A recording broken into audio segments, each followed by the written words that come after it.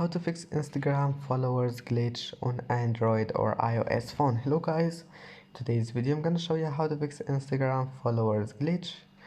First, go to Play Store and here make sure your Instagram is updated, and you will find here update. Just click on it.